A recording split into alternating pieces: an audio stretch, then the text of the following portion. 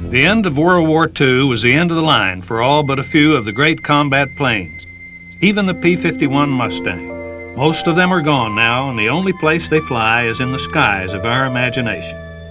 Of the more than 12,000 Mustangs produced during the war, only 100 or so are still flying. One of these is 632 Niner Tango. By 1940, the British needed a new high-performance fighter plane to join the defense of England. North American Aviation won the contract, though the company had never built a fighter. It was the RAF who named it Mustang. Only 186 days after beginning the design, North American had a prototype in the air, and everybody knew it was something special. The first production models entered combat with the British in 1941. The U.S. Army Air Force began ordering it in 1942, and by the end of 1943, the P-51 was fighting on every front of the war and soldiered on to fight in Korea and other wars. The Mustang's enduring reputation isn't entirely a matter of its design or even its incredible service record.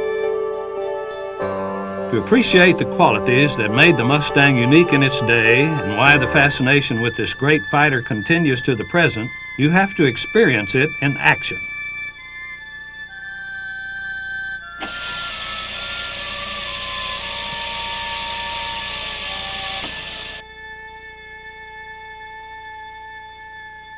Okay, controls unlocked and free. Canopy release, okay.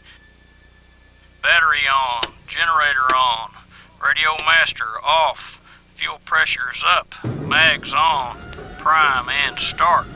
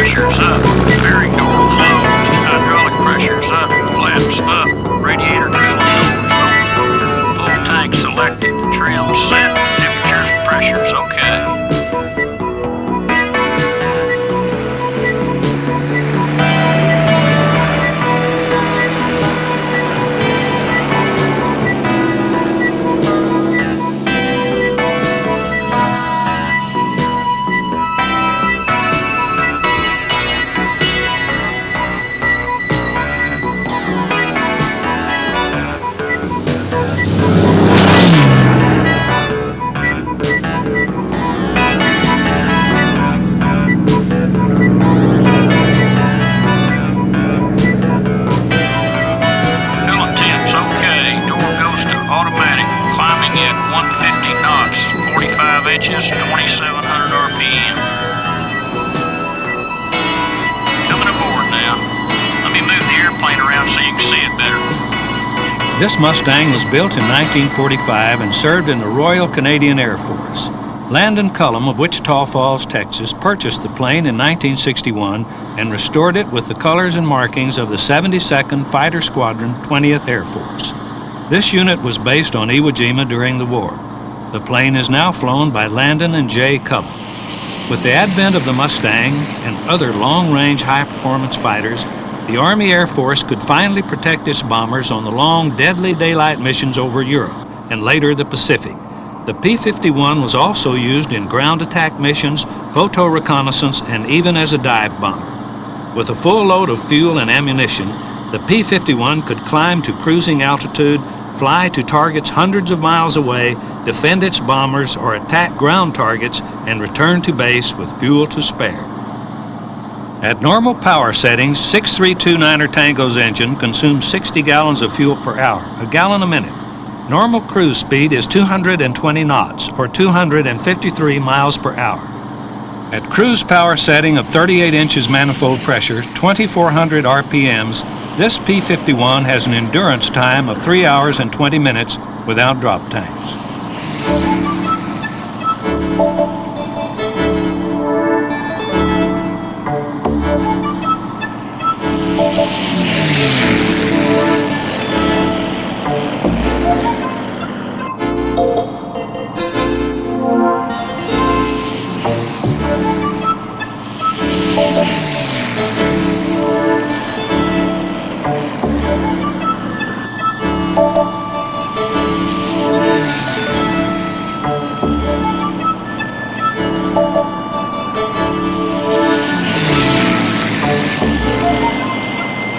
Okay,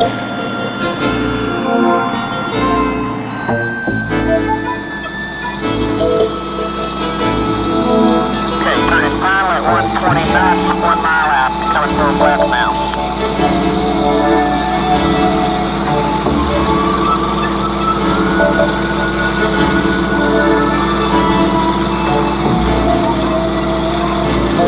And he is heading to the slot at 115 knots. We'll see if we can roll it on the taxi grass between the runway and the taxiway. Decelerate through 110.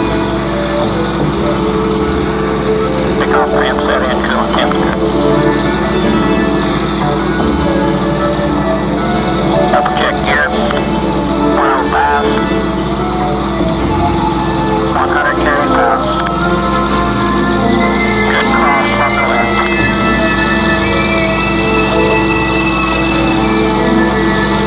That's the threshold. It's pretty choppy down here, and I'm throwing it off now.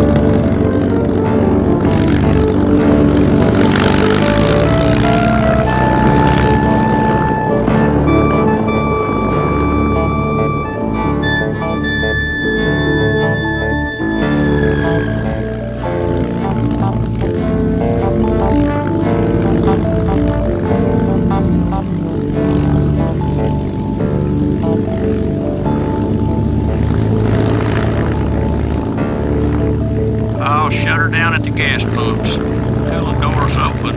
Flaps down. Temperature's okay. Mixture's idle cut off.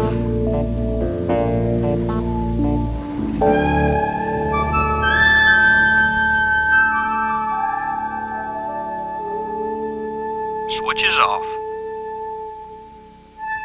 This Mustang is a D model Mustang, the first P-51 variant to feature the bubble canopy.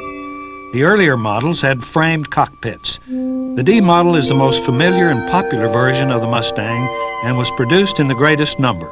More than 8,000 D models were built by North American and its subcontractors from 1944 to 1947. The streamlined fuselage, advanced wing design, and beginning with the B model, the powerful Rolls-Royce Merlin engine, gave the Mustang the capabilities to outperform its enemies.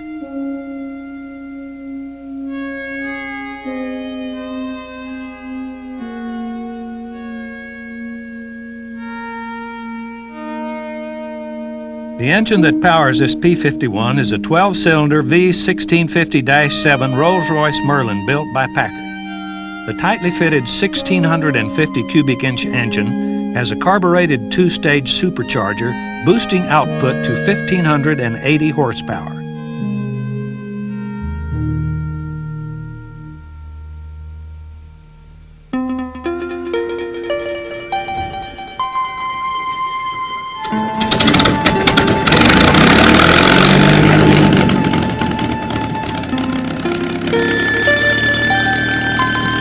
Imagine the final months of the war in Europe. Every day, waves of P-51s fly sorties out of bases in England and the continent, escorting bomber raids and attacking airfields, rail and shipping targets in the heartland of Germany.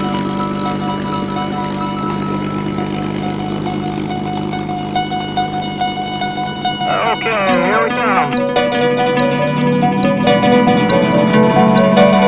Okay, Tom's coming forward, looking for 16 degrees out of RPM. 45, 15, 16,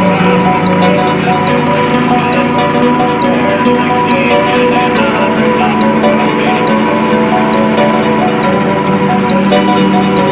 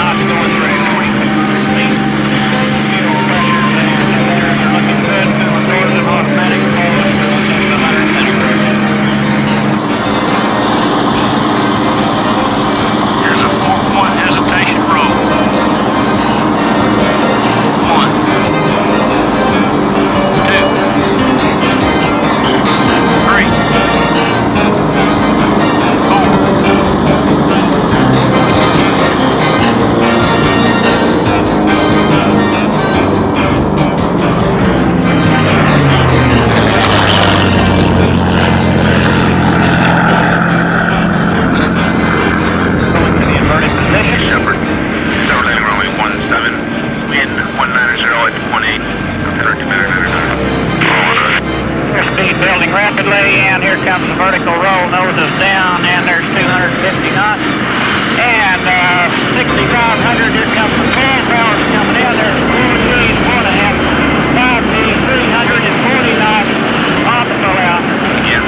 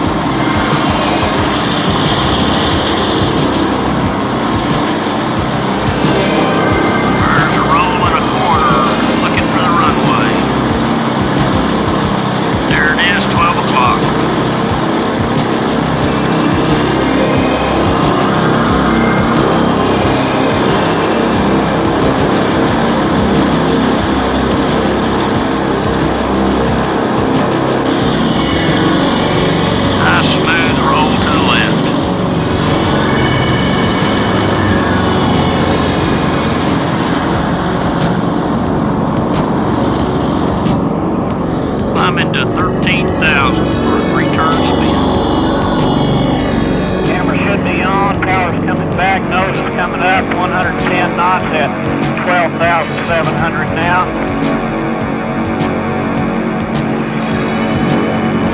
85 knots at 12,900. I kicked it into the spin at 13,000. There's one rotation. It wants to reverse. There's one holding it hand heavy. It's trying to reverse. There it goes again. There's another one. Hand right to stick. Right rudder at 30 negative 150 knots and 10,000 feet. Power's coming back in. I went negative 4.5 G's. Here comes the pull out. I'm doing 220 knots at 8,500. There's a positive rate now. Really fun one. There's 5 3/4 crossing G's and 5 negative. It was a fun ride. I think I'll go back and play. Okay, things are back to normal. Temperature and pressure is good. Fuel temperature is good. Coolant door is fully closed. Next boost power engine running smoothly. And I'm going through 8,500 feet on the downhill.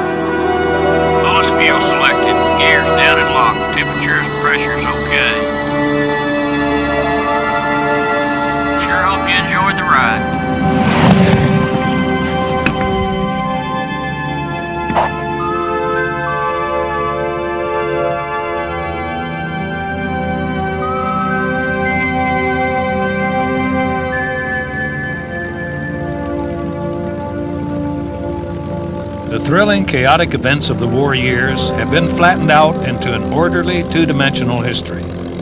And it has been nearly 4 decades since the Mustang flew a combat sortie for the Air Force.